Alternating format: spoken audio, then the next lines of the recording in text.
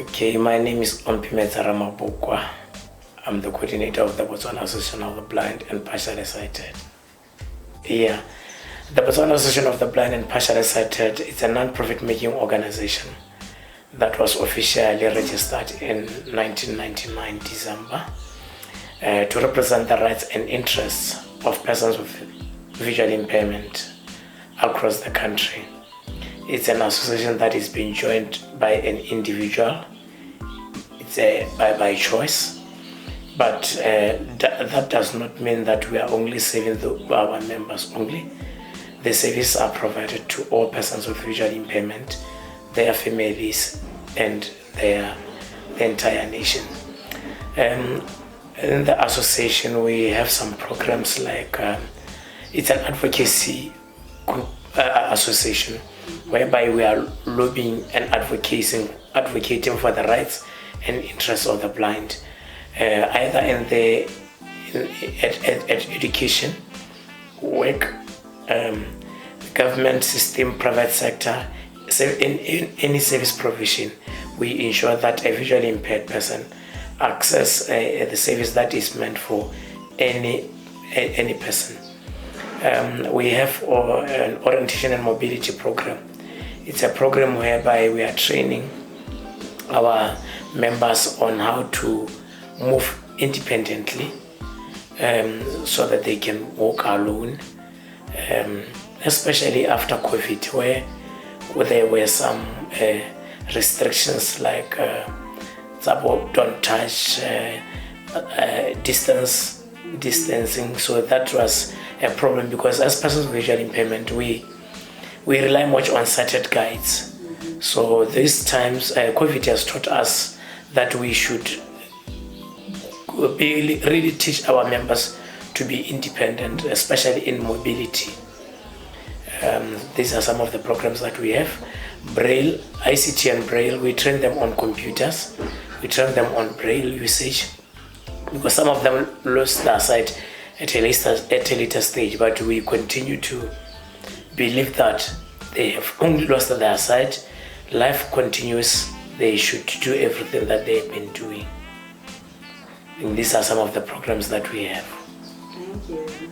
Yeah, to any organization, to any individual, to any business person, we may say that as long as you are getting into business, know that there are people with disabilities, particularly the blind community in this case, that they need to access your service like any other customer.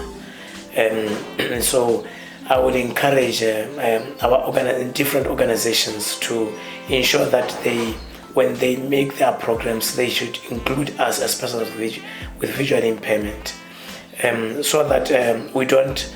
It is cheap to include us to run an inclusive program because we are all benefiting in one bucket rather than setting a program for the sighted people and setting another same program for the blind people. So this will mean costs, but when you bring them together, it should be easy, and they will know each other, and you will know them easily. You will identify their needs easily. So we will prefer that we encourage that we should have inclusive programs in different organizations in Botswana. Yeah, with modern devices we can access technology here and there, but it is not much of us who have those gadgets. But for those who have gadgets, we will encourage media fraternity to always ensure that their scripts or their work are audio described. If it's a picture, we have to describe so that we know what is in there, because otherwise the device will just say a picture and it will not recognize it because it's on a picture format. Our devices mostly read something that is on Word document. So that's what we can access easily. So for pictures and other work that they are like on JPEG, we encourage that you convert them into words, or you audio describe them so that we can access them easily. Thank you. Google's coming to tell us also. Yeah, that's technology. Do you have anything on your mind? What do you think I can ask? About the overprotection issue. Oh yes.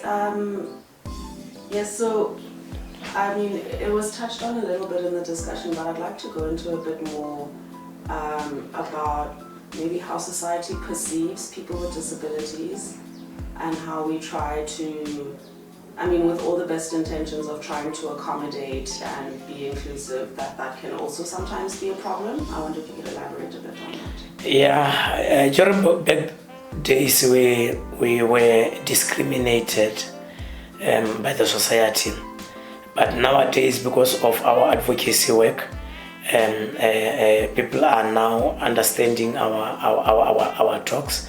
They know that they are now realizing that we are not condemning them. We are not always complaining, but we are talking issues of human rights. Because this was done by most of, in those years, disability was considered to be an issue of health, not an issue of human rights. Nowadays, that's why most of our services were provided under Ministry of Health.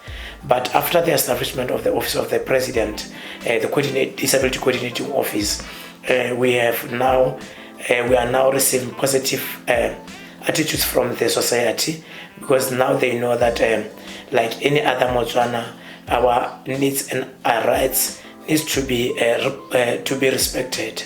So here and there, it's just a small percentage of the community that are still having negative attitudes towards us, but it's an issue of public education. We will continue raising awareness. Like this October, it's a very important month for us as persons of visual impairment, whereby we are commemorating the World Sight Day. On Thursday, the entire world will be commemorating the World Sight Day, and the 15th of October annually is the International White Cane Safety Day.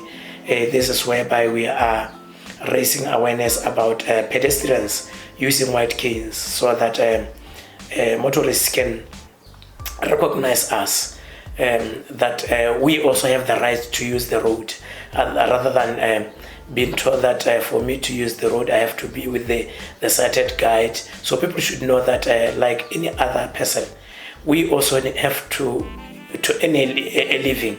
So we have to go to work, we have to access services, health services, any other service, legal services. So we have to move around independently, safely, so that we can go alone. So these are, I think nowadays it's becoming positive in this in our country. So people are understanding us, especially that now the government has signed the United Convention on the Rights of Persons with Disabilities, and the Parliament has adopted the National Disability Policy. So these are some of the instruments that help our government and the country at large to really take issues of disability very seriously. So with that, I think nowadays we are getting there. Our population census since 1991, 2001, 2011, and I believe the 27 demographic survey, they have revealed that blindness is the most common disability in Botswana. That means it's the leading disability in Botswana. If we can see simply, we can see that most of our Botswana, they are putting on spectacles. This shows that they are experiencing sight challenges. So they are candidates to sight loss. So it is very important for any person to take care of his or her eyes.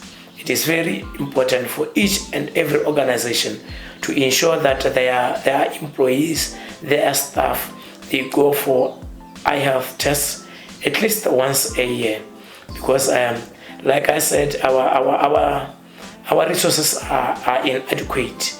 So if we can continue losing our people losing their sight, that means there will be a problem of access to services and resources in our country.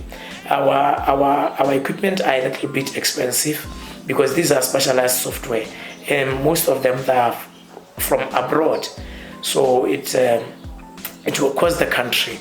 So it is very important for Botswana to take this very serious, and even to support our association so that we can offer public education freely, raise awareness, go to Kotla, make outreach programs so that we can reach the entire country, especially so that they can learn from us who have already who are already affected by the issue of blindness. I thank you. Thank you.